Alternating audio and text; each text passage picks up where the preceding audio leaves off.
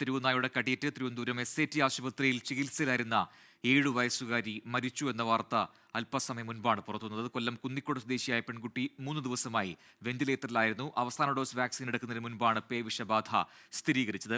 ഒരു മാസത്തിനിടെ സംസ്ഥാനത്ത് പേ വിഷബാധയേറ്റ് 3 കുട്ടികളാണ് മരിച്ചത്. കുട്ടിക്ക് വാക്സിനുകളെല്ലാം തന്നെ കൃത്യസമയത്ത് തന്നെ നൽകി എന്നുള്ളതാണ്. അവസാനം നൽകേണ്ട ലാസ്റ്റ് ഡോസാണ് എടുക്കേണ്ടിയിരുന്നത്. അതിന് തൊട്ടു മുൻപാണ് കുട്ടിക്ക് പനി ബാധിച്ചത്. അതിനുശേഷമാണ് കുട്ടിയെ SAT ആശുപത്രിയിലേക്ക് പ്രവേശിപ്പിക്കുകയും ചെയ്തത്.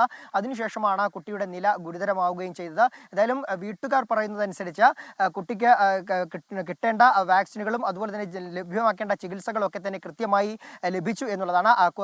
കുന്നിക്കോട്ടെ കുടുംബാരോഗ്യ കേന്ദ്രത്തിലും അതുപോലെ തന്നെ SAT ആശുപത്രിയിലും ഒക്കെ തന്നെ ചികിത്സ കൃത്യമായി വേഗം ലഭിച്ചു എന്ന് തന്നെയാണ് വീട്ടുകാർ പറയുന്നത്. പക്ഷേ പുനലൂർ താലൂക്ക് ആശുപത്രിയിൽ മാത്രമാണ് കുട്ടിക്ക് ലഭ്യമാക്കിയ ഇഞ്ചക്ഷനിൽ പാകപ്പിഴകൾ ഉണ്ടായി എന്നുള്ള കാര്യം വീട്ടുകാർ കുട്ടിയുടെ ബന്ധുക്കൾ ആരോപിക്കുന്നത്.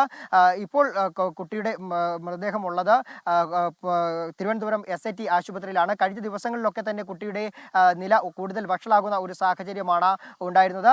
വളരെ മിടുക്കിയായ കുട്ടിയായിരുന്നു നിയ എന്നുള്ളതാണ് വീട്ടുകാരും അതുപോലെ തന്നെ സഹപാഠികളും ഒക്കെ തന്നെ പറയുന്നത്.